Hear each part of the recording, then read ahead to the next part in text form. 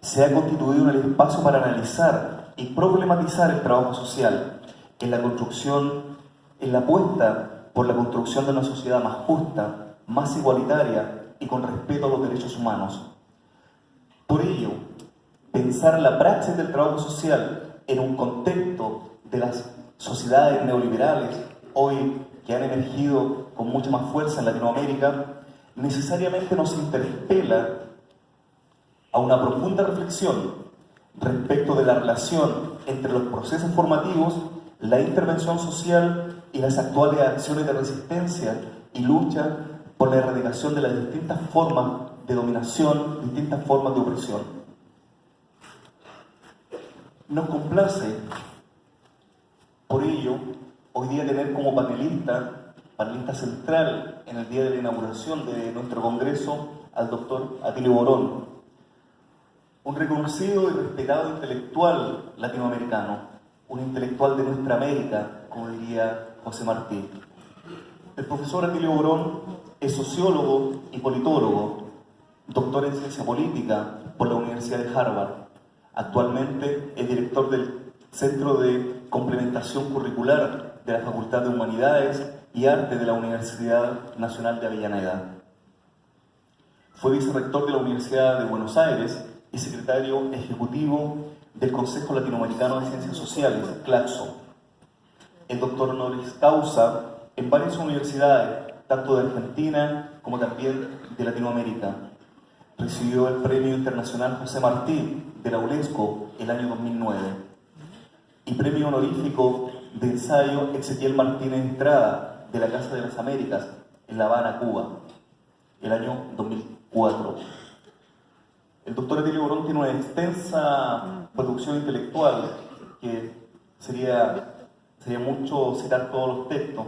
Solamente vamos a mencionar en la última obra que está generando un debate importante respecto del liberalismo, principalmente en Latinoamérica.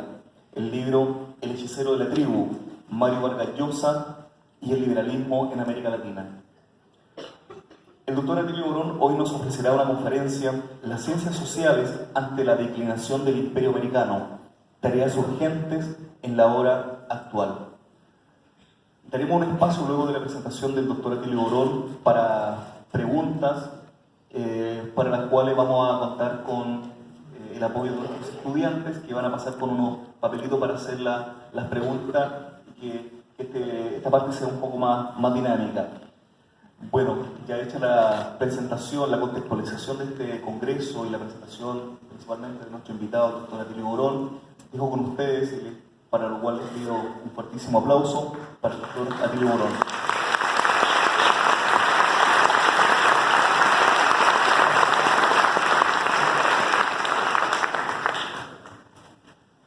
Bueno, buenos días a todas y todos. Muchas gracias por estar acá. Mi agradecimiento a las autoridades de la Universidad Católica de Temuco, a la Universidad de la Frontera, por supuesto a Luis Vivero, cuya tenacidad prácticamente ilimitada logró que el milagro de que pudiera hacer un hueco en una agenda que está absolutamente atiborrada y finalmente me permitió estar acá en esta bella ciudad y en esta región que, a pesar de haber yo vivido mucho tiempo en Chile, nunca había llegado hasta acá. Así que bueno, finalmente pago una vieja deuda, me la pago a mí misma, ¿verdad? Así que muchas gracias además a los colegas de los trabajadores y trabajadoras sociales que constituyen, veníamos hablándolo con Luis en el viaje del aeropuerto para acá, en la fracción de la vida universitaria más propensa a recibir un mensaje de carácter crítico, porque desgraciadamente mis colegas en sociología y en ciencia política se han ido corriendo de una manera, en algunos casos bastante acelerada, hacia el pensamiento más convencional, abandonando cualquier pretensión de pensamiento crítico, justamente en un momento como este, donde necesitamos más pensamiento crítico que nunca. Yo por eso voy a hacer una exposición partiendo de una premisa fundamental, que no es una premisa teórica o ideológica, sino que es eminentemente fáctica. y es la siguiente. El signo distintivo de la época actual, de este momento en el cual estamos nosotros viviendo, está marcado por un hecho trascendental que es el comienzo de la declinación del imperio americano. No vayan ustedes a pensar que esto es una afirmación de carácter ideológica, que quiero ver bajo el agua lo que no existe, sino simplemente que es una constatación que los grandes pensadores, ¿no es cierto?, de los Estados Unidos y de su estrategia global de Estados Unidos, lo dicen tal vez con un lenguaje un poco menos fuerte que el que yo he utilizado, pero me parece que conviene dejar de lado eufemismos, ¿verdad? Ellos prefieren hablar de la declinación del poderío de los Estados Unidos o de la declinante superioridad, así le llaman, pero en el fondo se trata de esto, se trata de un imperio que ha comenzado como todos los imperios, ¿verdad? Ningún imperio es eterno, lo dijo ya Rousseau en su obra El contrato social en 1762. Me acuerdo que ese libro empezaba diciendo: si Esparta y Roma perecieron, ¿qué imperio puede aspirar a durar para siempre? Digo, ya es una cosa natural. Los imperios tienen ciclos de expansión, de crecimiento, consolidación, y luego comienzan un proceso de declinación. Y esto, claro, es un rasgo muy importante en este imperio que fue, digo, es todavía el más poderoso que ha habido en la historia de la humanidad. Los mismos académicos norteamericanos, los asesores en el Pentágono, en el Departamento de Estado, coinciden en que ya Estados Unidos no tiene el poderío de antes y que ese mundo que ha comenzado a emerger con fuerza a principios de este siglo, un mundo crecientemente multipolar o policéntrico, ¿verdad?, es un mundo que vino para quedarse y que ya no hay marcha atrás. O sea que esta declinación del imperio americano no es algo que se pueda sustituir con un cambio de gobierno. Vemos los esfuerzos desesperados del presidente Donald Trump para tratar de que América, como él dice, Estados Unidos se ha apropiado hasta del nombre de América. Nosotros no somos América, ellos sí, o sea, América sea grande otra vez, dice Trump. Bueno, y no lo está logrando, y no lo va a lograr. Va a seguir siendo, por supuesto, Estados Unidos un país de una enorme gravitación y un enorme peso, pero ya sin el poderío extraordinario que tenía en décadas pasadas, ¿verdad? ¿Por qué? Porque, bueno, han surgido nuevas constelaciones de poder, nuevos centros de poder. China ha retornado a ocupar el papel que China jugó durante por lo menos 300 o 400 años, hasta el descubrimiento de América, ¿verdad?, que cambió el eje del proceso económico.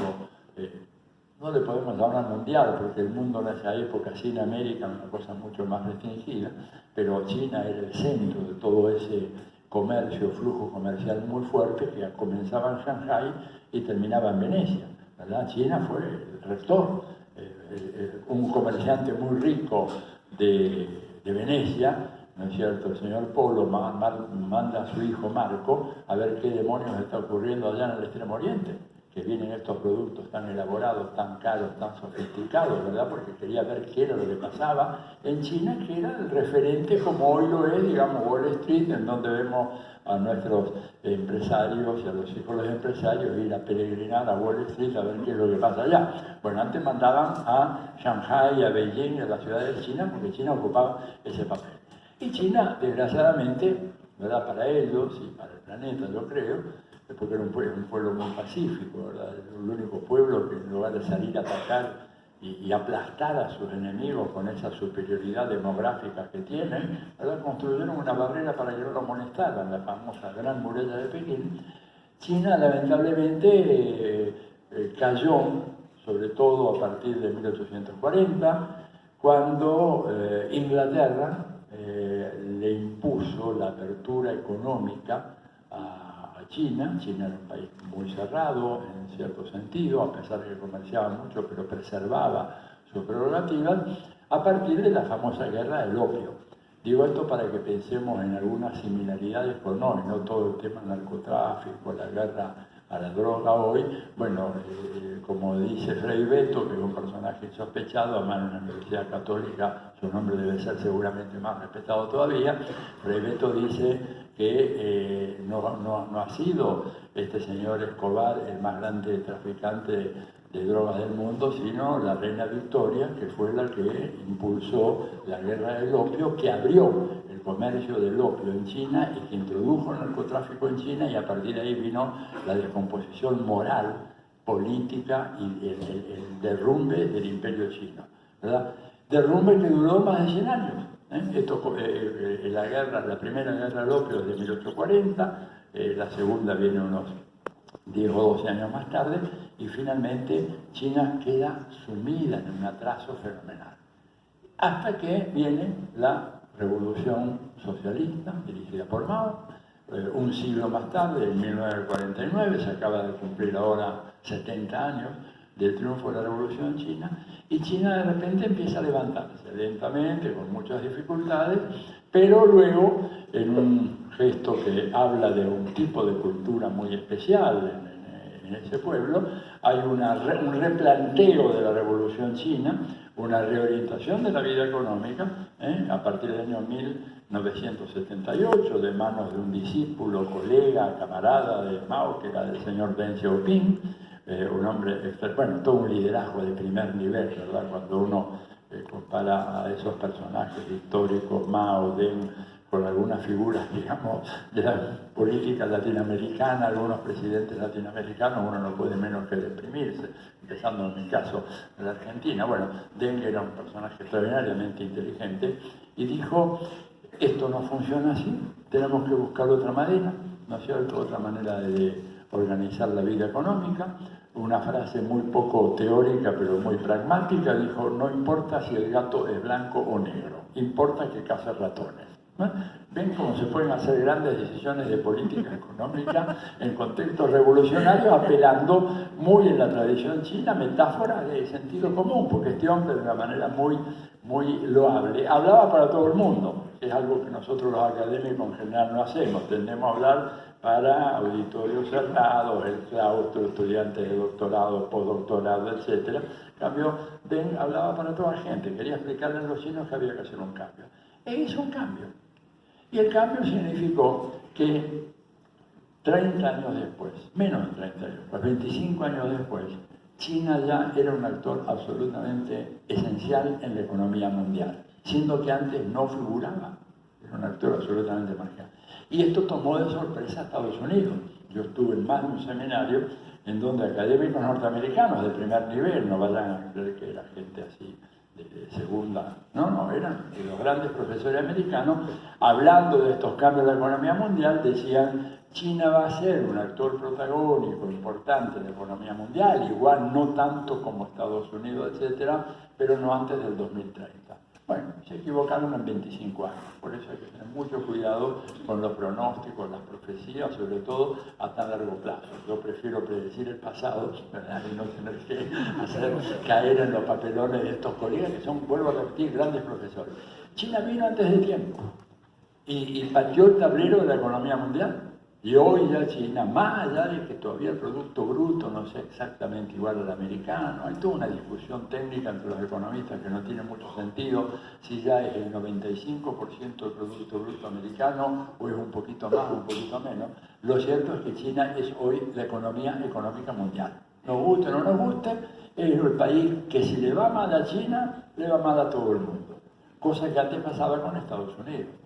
Ahora resulta que China, que tiene ese papel tan importante, el país que tiene relaciones comerciales con más de 130 naciones en todo el mundo, cosa que nunca tuvo Estados Unidos, ¿verdad? Bueno, apareció China, voy a apurar porque si no me entusiasmo mucho con el tema chino, que es apasionante, y apareció también, volvió, que no se suponía que iba a volver nunca más, volvió Rusia. Ahora fíjense ustedes lo que es un poco la mentalidad estrecha, ¿no es cierto?, del pensamiento occidental. Pensar de que realmente China desaparecía para siempre, habiendo sido la sede de las grandes innovaciones tecnológicas, desde la invención de la brújula hasta la invención del papel moneda, de la pólvora, todo eso. Entre otras cosas, el joven Marco Polo iba a ver, porque su padre estaba muy intrigado cómo era eso de que en China se había escuchado que iba gente a una pequeña tiendita, no eran los shopping de hoy, ¿no? Obviamente, en el siglo XIII, y ese chino o esa china entregaba un pedazo de papel y se daba una mercancía. Bueno, el papel moneda ya lo habían inventado los chinos en aquella época, como la imprenta de los tipos móviles, que nosotros en nuestro eurocentrismo decimos que la inventó Johann Gutenberg en Alemania. Tal vez la haya inventado él, pero los chinos ya la tenían inventado mucho antes. Entonces, este eurocentrismo nos hizo pensar, o norte-atlantcentrismo sería más bien, ¿verdad?, de que China ya había desaparecido y que Rusia también, olvidando un hecho elemental, que Rusia desde el año más o menos 1750 hasta finales, hasta el derrumbe de la Unión Soviética, había sido un actor protagónico de la política internacional. ¿Y cómo era posible que desapareciera de la noche a la mañana? Efectivamente volvió Rusia, ¿no es cierto? Y volvió con mucha fuerza, sobre todo a partir cuando se acabó el primado de Boris Yeltsin, y viene Putin y reinstala a Rusia como una de las potencias fundamentales. Y para colmo de males, para toda esta visión eurocéntrica, también aparece la India, ¿no es cierto? La India con mucha fuerza en el escenario internacional, con un desarrollo tecnológico impresionante, y todo esto evidentemente plantea de que ya Estados Unidos, que antes tenía las manos libres, podía ser, una vez desaparecida la Unión Soviética, suponiendo ellos que Rusia no iba a volver por sus fueros, lo cual es un supuesto insostenible, que China estaba lejos y que todavía estaba sumida en el atraso y que le faltaba por lo menos 30 o 40 años, y de repente todas estas personas llegan a casa a cenar a la noche sin avisarnos. Y lo que era hacer una cena para uno se transforma en una compleja cena para cuatro, porque vienen los rusos, vienen los chinos y vienen también los indios. Y complican este tablero de la geopolítica mundial de una manera extraordinaria. Y Estados Unidos se siente amenazado. Amenazado porque ahora tiene poderes contrabalanceantes que impiden que haga las cosas que solía hacer, digamos, después de la Segunda Guerra Mundial. Cuando un gobierno no le gustaba, bueno, movilizaba a sus tropas, daba con sus lugartenientes en América Latina, organizaba un golpe de Estado. La experiencia de Chile, digamos, es dramática y no la voy a explicar nada menos acá, ustedes la conocen muy bien, pero eso se hizo también en Guatemala en el 54, se hizo con Juan Bush en el 65 en República Dominicana, se hizo en el 66 en Brasil, el 64 en Brasil, el 66 en Argentina, el 73 en Chile. O sea, gobiernos, Estados Unidos, el gobierno de Estados Unidos, la Casa Blanca consideraba desafecto, rápidamente se movilizaban básicamente dispositivos militares, la intervención militar, y se acababa. Bueno, pero ahora ya no le pueden hacer más, ¿verdad? Están enojadísimos el señor Trump con Nicolás Maduro, ¿verdad? Ha hecho una campaña fenomenal para acabar con el gobierno bolivariano, han inventado un presidente encargado. Yo como politólogo tengo cierto manejo de las categorías, de las taxonomías de la ciencia política, nunca había visto esa categoría de presidente encargado, el presidente electo o no electo, presidente de puesto, pero presidente encargado, sobre todo encargado por quién y para hacer qué y en dónde. Bueno, sin embargo, eso no funcionó, y no funcionó porque Estados Unidos ya no tiene poderío de antes. Esta es la cosa, ¿verdad?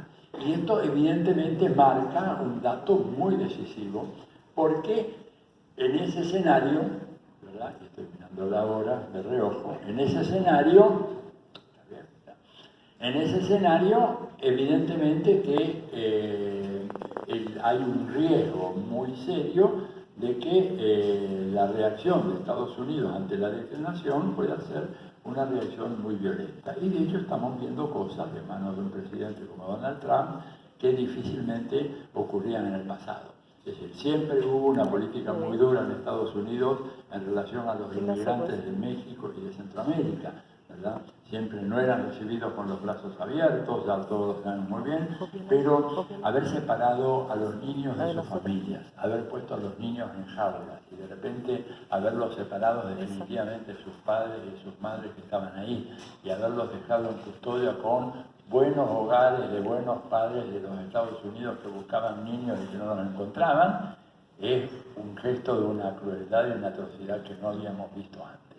Pero esto revela, digamos, la reacción muy desesperada, muy loca, por otra parte, muy tremendamente alienada, de un jefe de Estado, de un gobierno, ¿no es cierto?, que ve que se le escapa el poder de las manos. Y para ese gobierno, ¿no es cierto?, América Latina y el Caribe constituyen las zonas absolutamente prioritarias del mundo. Más allá de que de repente ustedes puedan escuchar algún analista o algún opinólogo, lo hemos visto en más de una ocasión, hablar de que América Latina no importa. He escuchado cosas realmente irritantes que me dieron un enojo muy grande.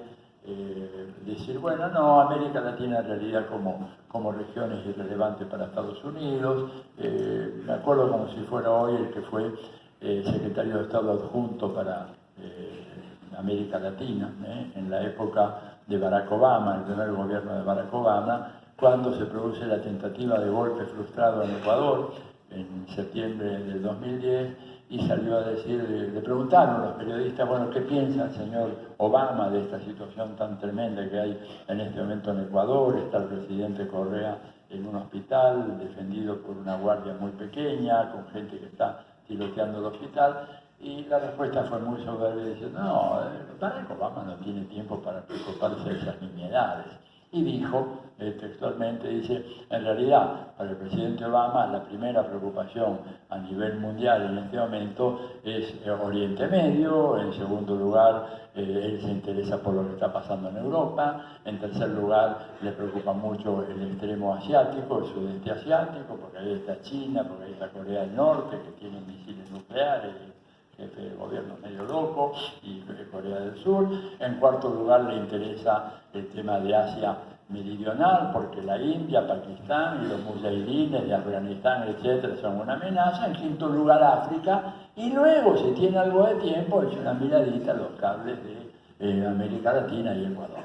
Bueno, esta es una de las más brutales deformaciones en la percepción de cuál es el verdadero interés de Estados Unidos, ¿verdad? Pero que es parte de una estrategia que tiende a convencernos a nosotros que somos una banda de nativos inútiles, irrelevantes y que no importamos absolutamente nada, porque en la medida en que esa creencia de la irrelevancia de Latinoamérica se hace carne en nuestro pensamiento, un pensamiento colonizado. Ojo, no olvidar que América Latina y el Caribe es la zona de más larga experiencia de sumisión colonial en el mundo. Ninguna otra región del mundo experimentó 300 años seguidos de dominación colonial profunda como la que hemos tenido nosotros en América Latina, y el Caribe eso llega a 400 años, termina en 1898, ¿verdad? Y esa experiencia de sumisión colonial nos colonizó de cabeza, el colonialismo cultural que hoy todavía tenemos, en donde yo veo muchos académicos, intelectuales, etcétera, que quedan así boquiabiertos ante cualquier tontería dicha en un muy buen inglés o un excelente francés, y entonces ahí toda la tradición colonial se nos viene encima, quedamos así arrobados. Cuando uno dice, pero ¿qué ha dicho? Una tontería gigantesca. Sí, pero dicha en el idioma correcto, dicha en inglés, dicha en francés, atento, esa tontería pasa a ser una verdad indiscutible y irrefutable, la cual tenemos nosotros que seguir a mi justicia. Este es el punto. Bueno, entonces, yo les decía, ¿es América Latina el sexto lugar? No, ya desde la fundación de los Estados Unidos, John Adams, que era un tipo muy inteligente, ¿verdad? Él, cuando termina la guerra entre Estados Unidos e Inglaterra, lo mandan en una misión a Inglaterra, a Londres, para tratar de restablecer los vínculos económicos entre las 13 colonias rebeldes y el Reino Unido. Y Adams lo logra, hace una negociación muy buena, un tipo muy capaz, pero en un momento le manda una carta a Washington, al presidente, diciéndole, está todo bien ya con nuestros antiguos amos británicos, pero tenemos que tener mucho cuidado porque Inglaterra tiene muchas colonias en el Caribe y necesitamos nosotros garantizar el control excluyente del Caribe para poder garantizar la seguridad de la frontera de los Estados Unidos. Y el primer punto para lograr ese objetivo es establecer nuestra definitiva soberanía sobre la isla de Cuba.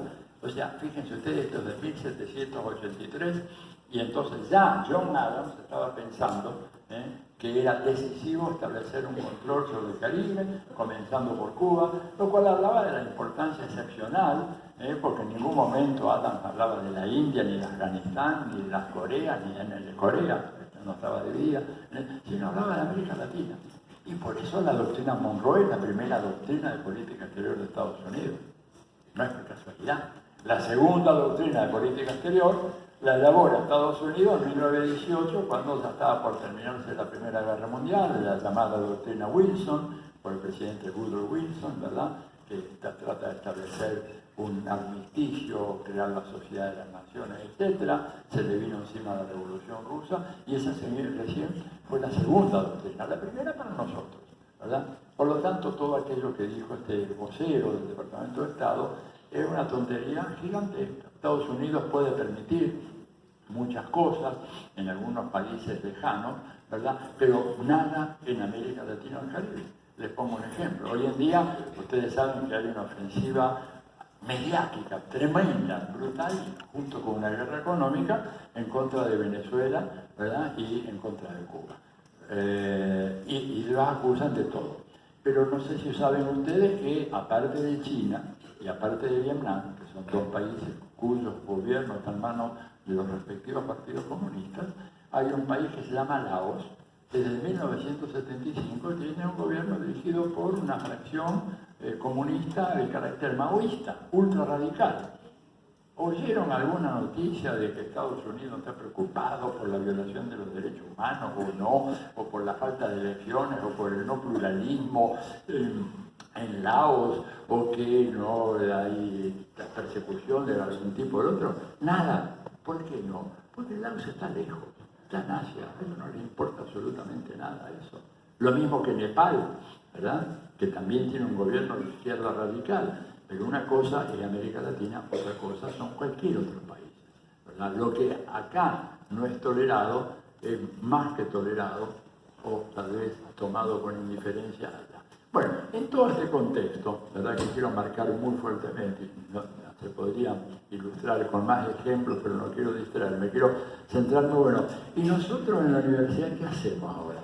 ¿Qué impacto tiene todo este cambio tan fuerte que se está produciendo en el mundo, un imperio amenazado, un imperio que tuvo siempre la inteligencia de asegurarse la fidelidad de dos actores sociales fundamentales para establecer su predominio a escala internacional y sobre todo en América Latina?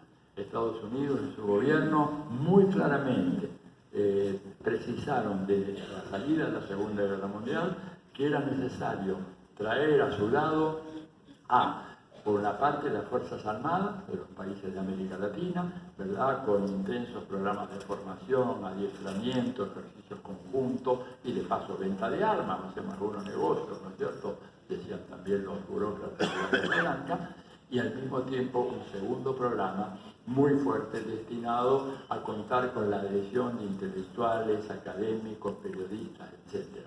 Percibiendo muy claramente, ya desde el año 1945, 1946, que la estabilidad de la dominación norteamericana en esta región dependía fundamentalmente de esos dos actores. Intelectuales, académicos, periodistas, para moldear una opinión pública, exaltar el modo americano de vida, poner a los Estados Unidos como una nación ejemplar, modélica, a la cual debíamos imitar y seguir en todos sus pasos, y si eso fallaba, tener las Fuerzas Armadas preparadas para librar la batalla contra el comunismo, o sea, contra cualquier gobierno, ¿verdad?, que no se pliegue a los intereses de Washington, rápidamente es fulminado con la calificación de comunista y enseguida movilizar a toda esta fuerza para acabar con ese gobierno. Y entonces ahí las universidades pasaron a cumplir un papel muy importante. Ahora, esas universidades han ido cambiando de ese papel, ¿verdad?, y no lo han podido cumplir a cabalidad porque en algún momento estos intelectuales y estos periodistas en América Latina, adhirieron a concepciones críticas, ¿verdad?, que eran importantes y que de alguna manera hacían que fueran usinas de reflexión y de pensamiento que no era del agrado de los intereses predominantes en el sistema internacional. Gente que empezó a pensar en temas de desarrollo, de equidad, de justicia distributiva, etc. Todo aquello es lo que de alguna manera marcó el clima